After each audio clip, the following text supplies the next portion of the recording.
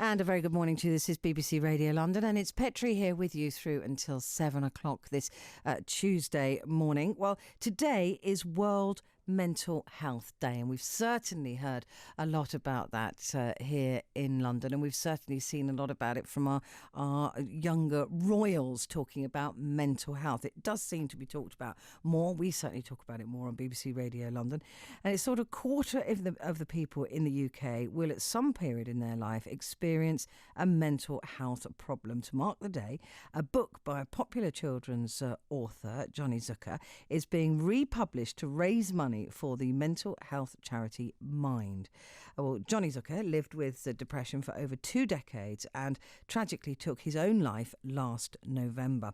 Along with the proceeds from the book, the publishers have created teacher resource packs to help schools promote a positive mental health image. Well, his cousin-in-law and broadcaster and friend of mine, Johnny Gould, joins me in the studio. Good morning. Oh, Petrie, good morning to you. What a devastating loss to lose somebody to suicide. I lost a friend of mine to suicide with mental health issues. It is such a tragedy beyond that of an accident or beyond that of anything else, isn't it? Every death has a different kind of pain, doesn't it? You know, you lose a grandparent and there's a sweet pain about the kind of long life that they led, and then perhaps you lose a parent who's not old enough to have died, and that is like being cut. And then you lose a contemporary through non-natural causes, I suppose, although that might be argued. And it is an extremely painful and difficult thing to deal with, not least because it is so deeply personal. And I'm not your normal spokesman. I am representing my cousin and family on this this tragedy and this journey for me in mental health. It is World Mental Health Day, and we have, as you say, relaunched Johnny Zucker's best book, which is an exciting fiction called Striker Boy, the story of a 13-year-old kid who pretends he's 17 and saves his team from relegation. Oh, it's right. a lovely book, yeah. Well, good for Johnny for writing that. Does the book in any way address mental health issues, or is it just a sort of fun book that you're using to raise money for mental health issues? Do you know what?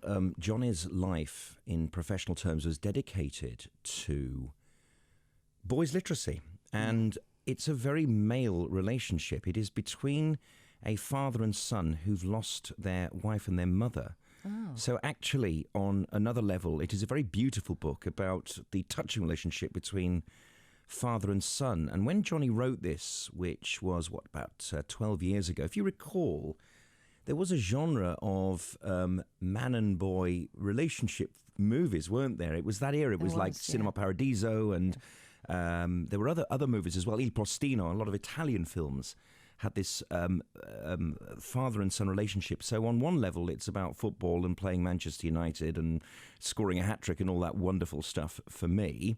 And on another level, it is also a very touching story of a father and son, and it has deeper poignancy. Yeah.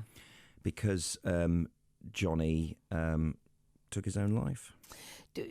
With his obvious at the end mental health, it's all very well. I mean, like I said, I lost a very good friend of mine to suicide, and only upon suicide did it become clear the messages that we were being subtle messages that we were being sent that he was in that position. And only then did it become clear that he obviously had battles with his mental health. We didn't really appreciate that before the suicide. Were there any signs with Johnny beforehand? Was there a depression? Was there something that your family could recognise as being a mental health issue? Yeah, there were episodes of depression where he couldn't cope with day-to-day life, but that's not to say that nearly all the time he was completely composed, totally happy. He was a massive personality, and he made you feel absolutely golden. He had these very intense one-on-one conversations. Even with complete strangers, he became their mate for 2 hours of intense Parkinson-style grilling. It was an amazing thing to watch.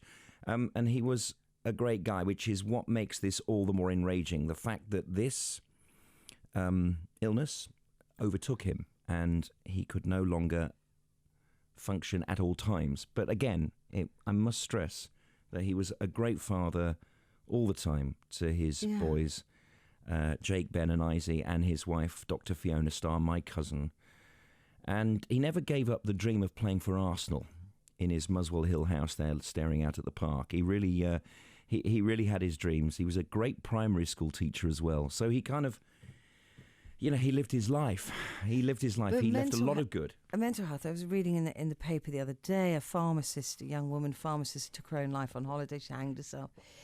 We are talking more about mental health issues now, and particularly those addressing young men. Suicide is the biggest killer of men in this country. And if it were a disease, there'd be more. If it were one disease, there'd be much more money thrown at it. Where do you think we are on positive mental health attitudes? I hope from today a bit better off than we were yesterday. It is a taboo, and the people left behind mustn't be forgotten. I'm talking about Fiona as the widow and the boys as they grow up. Obviously, the inner circle of family will be there always, as much as they possibly can be, outside of their own private home. But, it is hidden away. It is a taboo, and it shouldn't be. And how many times throughout our lives in this sort of rock and roll world of radio have you asked mates, how are you? And they go, yeah, fine. And they get the steel armour out and, they're fine and I've never had a career setback and I'm fine and everything. And I think possibly society contributes to this, this idea that we've all got to be Iron Man. Yeah. And hopefully today we can start saying things like, who hasn't had some kind of setback in their life? Some of it has triggered off mental health issues. I don't suffer from mental health issues. However, I contracted ulcerative colitis, which is a very, very, very physical manifestation of what I believe was a stress-related problem. Yeah. And I was cured with medication and pills. It was very easy to understand. There it is. Oh, dear, that doesn't look very nice. Let's fix it. And I was done on a medical basis. With mental health, we need to treat it like a physical illness, if we possibly can. There's not enough research into it.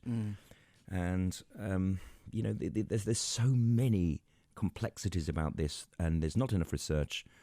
And let's move forward, my own little personal way on World Mental Health Day in memory of my fine friend and cousin's husband, Johnny Zucker. It is interesting, though. For my life has been. A friend of mine's mother took her own life at one point, and there is. I think most people probably know somebody, perhaps, who's attempted this, but it is generally a lot of men suffering in silence, isn't it?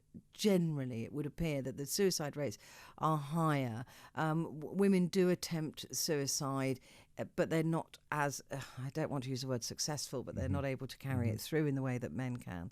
Why do you think that is? Is there something about the male attitude to themselves, that they've got to be strong, they've got to be this, they've got to be that society also needs to back off from? Yes. Aren't we bombarded with messages and messages and messages, which are never fully given an explanation? Surveys come out, programs about women come out, programs about men come out, and you're left with a theme at all times, and some people cannot deal with it. I know my relationship with the media, we're both professional media people. We take things with a pinch of salt. We understand the news process. For people who look at the news who don't understand it from the outside, I sometimes sit there with my wife. She looks at the pictures and goes, how terrible, how awful, takes them to heart. Not that I don't take them to heart, but I understand the news process. I understand that it is, in brutal terms, a form, not of entertainment, but a form of information. It is something to take or throw away or to take in or to act on. And again, I think that this is another theme of Striker Boy, that no one should be left behind, and that any positive that can come out for the boys, I'm talking about Johnny and Fiona's sons, to remember their father as a great man, which he was, is part of one of the many messages today. Listen, where do we get hold of this book? Via strikerboy.com. And of course, we are approaching Christmas. It is a wonderful stocking filler. It's a beautiful book. Strikerboy.com and on Twitter at strikerboybook. Striker Boy book, and this it's being republished to raise money for the mental health charity Mind. And £1.40 from each book, which is £6.99, goes to them. Fantastic. That is brilliant. Johnny Gould, thank you very much Petrie, indeed so for much coming having in me this morning. Strikerboy.com, and some money will go to the mental health charity Mind.